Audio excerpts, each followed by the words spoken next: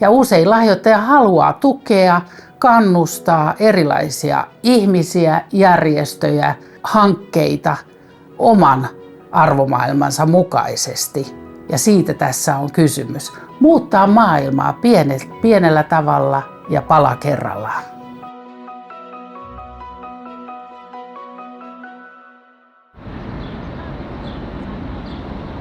Testamenttihan on todella tärkeä jokaisen oikeustoimikelpoisen henkilön tapa ja mahdollisuus määritellä se, mitä omalla varallisuudellaan haluaa tehdä. Meillä testamentin kautta voi perustaa tänne säätiöön oman rahaston. Meillä voi testamentata myös nykyisille rahastoille varoja. Jos löytää sellaisen meidän 150 rahaston joukosta semmoisen rahaston, joka kiinnostaa itseään ja joka tarkoitukseltaan muotoilee myös omia tarkoitusperiä ja omia painopisteitä elämässä. Mutta sitten on mahdollisuus myös perustaa aivan oma rahasto, joka kantaa lahjoittajansa nimeä.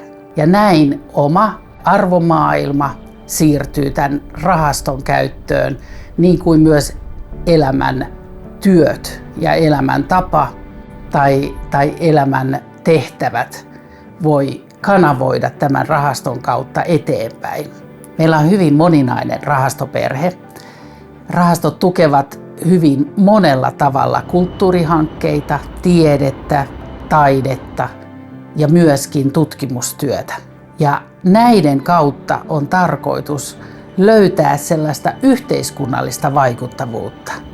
Eli saadaan aina vähän muutettua maailmaa ja rohkaistua ihmisiä lähtemään toteuttamaan unelmiaan. Meillähän on tullut testamenttilahjoituksia yksittäisiltä ihmisiltä, pariskunnilta, suvuilta ja esimerkiksi myös lapsilta, jotka isovanhempien nimiin rakensivat rahaston heidän muistoaan kunnioittaen. Testamenttilahjoitus voi käsittää koko omaisuuden tai sitten osan varallisuudesta. Sen lisäksi, että me haluamme kunnioittaa jokaisen lahjoittajan tahtotilaa apurahatoiminnassa, meidän tärkeä tehtävämme on hoitaa varallisuutta tuottavasti ja turvatusti. Lahjoittaja usein haluaa, että hänen lahjoituksella on merkitystä.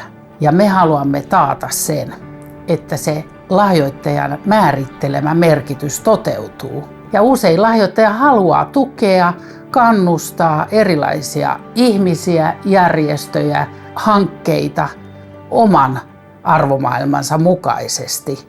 Ja siitä tässä on kysymys. Muuttaa maailmaa pienellä tavalla ja pala kerrallaan.